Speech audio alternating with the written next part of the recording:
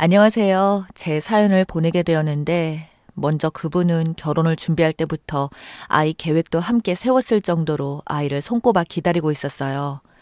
워낙 저와 남편 둘 다 아이를 좋아하기도 했었고, 저희 어릴 적 꿈이 아이 3명을 낳아 따뜻한 엄마가 되는 것이었거든요. 저희 어릴 적 꿈이 왜 그랬던 것인지 지금 생각해보면 저희 부모님의 영향이 있었던 것 같아요.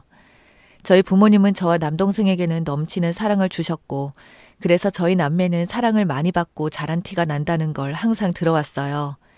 많은 사랑을 주면서도 사람은 됨됨이가 중요하다는 말을 하면서 가정교육과 인성교육에 대해 신경을 많이 써주셨어요.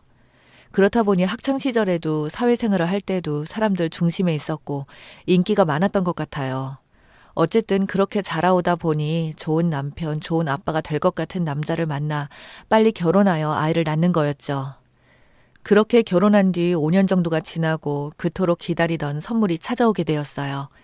아이를 임신했다는 사실에 남편은 저와 같이 산부인과에 가서 임신이라는 것을 확실하게 듣고 난 뒤 바로 친정과 시댁에 사실을 알렸습니다. 그 소식을 들은 모든 가족들은 저희에게 찾아온 기쁨을 축복해 주셨고 이 행복이 계속 쭉 이어질 거라고 생각했었죠. 태몽에 대해 얘기도 하고 누구를 닮았을지 상상하기도 하며 행복한 나날을 보내던 중 슬프게도 임신 7주 차에 아이가 유산이 되었어요. 평소와 똑같이 생활하던 도중 갑자기 복통이 너무 심하게 오는 것과 동시에 하혈을 하길래 놀라서 병원에 가니 아이 심장이 멈춰 있는 상태였어요. 그렇게 가슴 아픈 일을 겪게 되었고 그 과정 속에서 많이 힘들기는 했지만 남편과 저는 서로 의지하며 아픔을 딛고 일어나게 되었습니다. 그렇게 6개월 정도가 지나고 두 번째 아이가 찾아오게 되었어요. 이번에는 절대 잃지 않으리라 다짐했어요.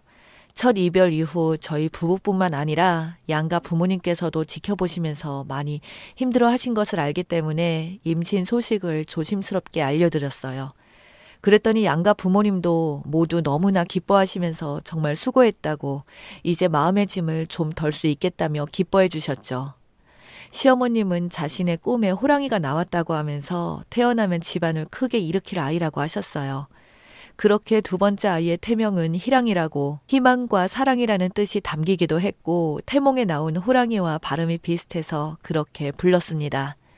저희가 얼마나 노력하고 사랑해주는 것을 알아주는지 정말 쑥쑥 커서 무럭무럭 잘 자라주더군요. 의사 선생님이 넌지시 방은 파랑색으로 꾸미셔야겠어요 해주시길래 남자인 줄 알게 되었습니다. 그래서 출산 날짜가 다가오진 않았지만 예쁜 아기 옷이나 물건이 보이면 샀던 기억이 나요. 그러다가 임신 6개월 차에 검진 날이 되어 남편과 함께 검진을 받으러 산부인과에 가게 되었습니다. 얼마나 컸을지 기대하면서 제 차례가 오기를 기다렸죠. 그런데 검진을 하던 도중 의사 선생님 표정이 굳어지기 시작했고 당장 수술을 하자고 했습니다. 알고 보니 아이 심장 소리가 들리지 않았던 것을 선생님이 눈치채고는 곧바로 조치를 취하게 된 것이었죠. 전과 달리 복통에 출혈이 없었기 때문에 저는 유산일 거라고 전혀 상상하지 못했습니다. 뱃속에서 이미 많이 커져버린 상황이기 때문에 아이를 낳는 것과 거의 비슷하더군요. 스스로 회복을 위해 많이 노력했고 제 주변 사람들도 많이 걱정해주면서 저를 많이 배려해 주었어요. 그 뒤로 첫 생리를 하는데 생리통이 너무 심하기도 하고 생리양이 전보다 많아졌기에 놀랐지만 다음 생리 때는 괜찮아지더군요. 그리고 산부인과에서도 수술이 깔끔하게 잘 되었다고 하기도 하고 인터넷에서 찾아보니 수술 후 이런 경우가 간혹 있다고 하길래 크게 걱정하진 않았어요. 솔직히 말하면 두 번째 유산을 하게 된 후 많이 힘들었던 것 같아요. 좀 많이 지쳐있던 상태였고 유산을 하다 보니 제 몸에 신경 쓸 겨를도 없었죠. 그러다 이번에는 정말 죽을 것 같아서 정신을 차리고 건강을 회복하기 위해 다시 일어서기 시작했습니다. 그렇게 1년간에 제가 노력을 하니까 서서히 괜찮아지기 시작했고 그때부터 남편과 여행을 많이 다녔어요. 유산을 겪은 후 총 2년이라는 시간이 지난 뒤 다시 임신 계획을 세워보자는 이야기가 나오게 되었어요. 임신을 제대로 준비하기 위해 산부인과에 가서 자궁 건강을 체크하고 가게 되었습니다. 그런데 그곳에서 충격적인 사실을 알게 된 것이죠. 자궁 위쪽에 약 5cm 정도 되는 크기의 혹이 있었고 작은 통증과 함께 있었기 때문에 의사 선생님은 적출 수술을 권유하시더라고요. 솔직히 많이 고민했습니다. 선생님은 요즘에는 수술 말고도 다른 방법이 많다고 하면서 선택지가 수술밖에 없는 것은 아니라고 하더군요. 처음에는 시술로 치료를 해보기로 시작했습니다. 그런데 한 반년쯤 지나고 보니 갑자기 혹이 더 커지게 되었고 결국 수술을 해야 하는 상황이 오게 되었습니다. 저희는 그토록 아이를 바래왔기 때문에 더 고민이 되었던 것 같습니다. 하지만 남편은 저만 있어도 된다고 아이는 필요 없다고 하며 저를 다독여줬습니다. 그런데 남편이 수술 후 2년 정도 지나고 나니 변하기 시작했습니다. 옛날에는 항상 저만 있어도 된다고 하면서 회사 끝나면 친구들도 만나지 않고 저와 함께 있던 남편은 점점 외출이 늘어났어요. 솔직히 결혼하고 많은 시간을 보냈었기 때문에 조금만 참으면 남편이 다시 돌아올 거라고 생각했죠. 항상 모든 부부가 좋은 사이로 살 수 있는 것은 아니니까요.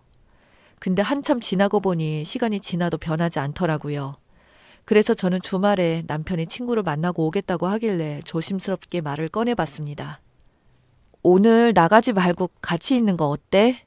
라고 했더니 갑자기 짜증을 확 내는 겁니다.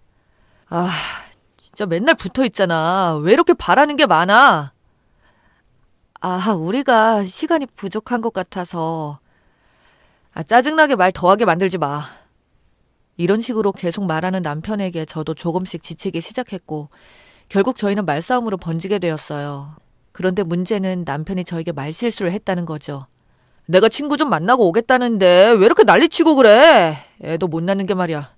애를 못 낳는 게? 이 한마디가 제게 비수가 되어 꽂히더군요. 남편도 아차 싶었는지. 그러니까 그건 그렇고. 그래. 라고 하면서 나가지 않았고 며칠간 저희 사이는 어색했습니다. 그때부터 이 남자는 권태기가 아니라 저에게 마음이 떠난 것이구나 라는 것을 알고 남편을 의심하게 되었습니다. 그렇게 몇 주간 남편을 조심스럽게 지켜보다가 남편과 시어머니 문자 내용을 우연히 보게 되었어요. 그걸 보고 정말 치가 떨렸습니다.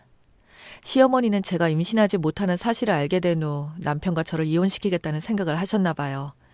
그래서 시어머니는 남편에게 1년 전부터 이혼 얘기를 권했고 남편은 절대 그러지 않겠다고 그런 얘기 다시는 꺼내지 말라고 했고 아무리 설득해도 남편이 안 넘어오니까 어머니가 그럼 여자 한번 만나보고 오라고 그 뒤로는 절대 말하지 않겠다고 해서 남편이 저를 속이며 나가게 된 것입니다. 그런데 첫 만남부터 강렬했는지 결국 사랑에 빠지게 된 것이고 계산해보니 남편이 변하기 시작한 시기와 딱 떨어지더라고요. 이 여자가 시부모님과 남편 이렇게 여행도 하고 식사 자리로 가지면서 저보다도 시댁에 더 왔다 갔다 한 것 같았습니다. 그 사실을 알자마자 저는 시댁에 달려갔습니다. 시댁에 가니 어머니가 당황스러운 표정을 지으면서 문을 열으시더라고요. 들어오라고는 하지 않으시고 여긴 어떻게 왔니? 라고 하길래 갑자기 촉이 와서 시어머니를 밀치고 집 안으로 들어갔습니다. 그 안에는 남편과 남편의 내연녀가 앉아 있었습니다. 어머니와 내연녀를 데리고 식사를 하고 있었던 것이었죠. 그 여자는 제가 누구인지 이미 알고 있는 것 같았는데 모른 척하고 물었어요. 어머니, 이 여자 누구예요? 제가 모를 거라고 생각했는지 옆동 아가씨라고 하더군요. 그래서 식탁으로 걸어가서 식탁 위에 있던 그릇들을 전부 바닥으로 쓸어버렸습니다. 그랬더니 시어머니는 그런 제 모습에 놀라서 저를 바라보고 있더라고요. 다시 말해보세요. 앞동 아가씨라고요. 아가 왜 그래? 계속 거짓말하는 시어머니에게 너무 화가 나서 거실로 걸어가서 손에 잡히는 걸 모두 던져버렸습니다. 그 여자는 제가 난리를 피우는 와중에 남편에게 전화를 걸고 시어머니는 제가 난리를 더 이상 못 피우도록 붙잡고 있었지만 화가 난 제 힘을 이기지 못하고 부딪히자 바닥에 앉아버리더라고요. 그리고 핸드폰을 바닥으로 던져버렸습니다. 그랬더니 저보고 미쳤다고 달려들더라고요. 제가 소리 지르고 시어머니에게 말을 걸었습니다. 제가 모를 줄 알았어요? 정말 장난하세요? 다시 물어볼게요. 이 여자 누구예요? 라고 했더니 그제서야 시어머니가 술술 말하더라고요. 근데 이 여자가 가만히 있어도 될 판인데 제 화를 돋구더라고요. 네가 뭔데 여기서 행패야. 꺼져. 애도 못 낳는다면서. 그 말에 전 이성을 잃었고 막말을 했죠. 그래, 넌 참 건강해서 좋겠다. 그 몸뚱아리로 내 남편 꼬셨어? 그런 다음 그년한테 이제부터 상간녀 소리를 들으며 살게 될 거라고 말했더니 그때야 사태 파악이 됐는지 갑자기 돌변해서 비는 겁니다. 여자는 제가 순순히 이혼해 줄 거라고 생각하고 있었던 모양이었어요. 어림도 없는 소리였죠. 제가 절대로 이혼 안 하고 상간녀 딱지 붙여진다고 하니 울기 시작하더라고요.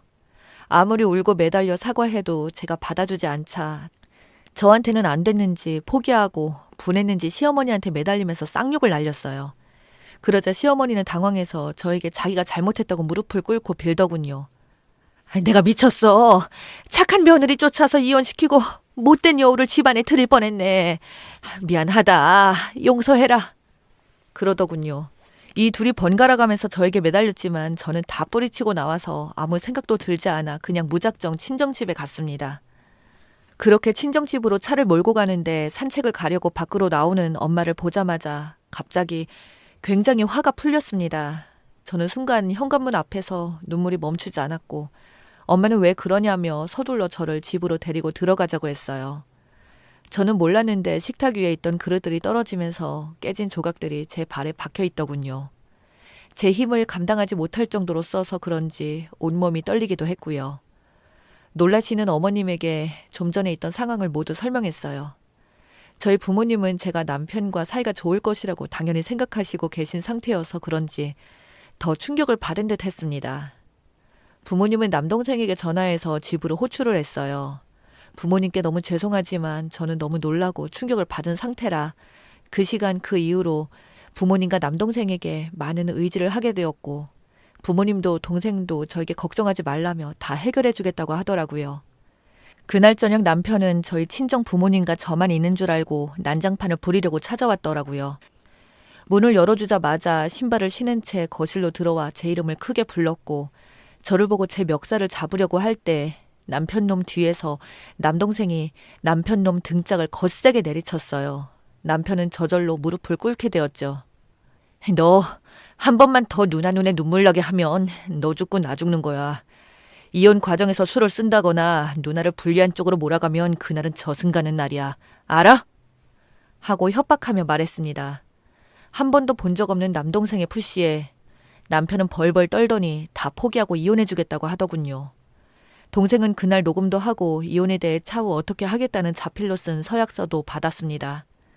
그래서 저는 동생 덕분에 쉽게 이혼을 하게 되었습니다. 지금은 이혼을 참 잘했다는 생각이 들 정도로 저를 사랑하면서 열심히 살고 있어요. 전 남편이었던 그놈의 얘기를 좀 해드려야겠네요.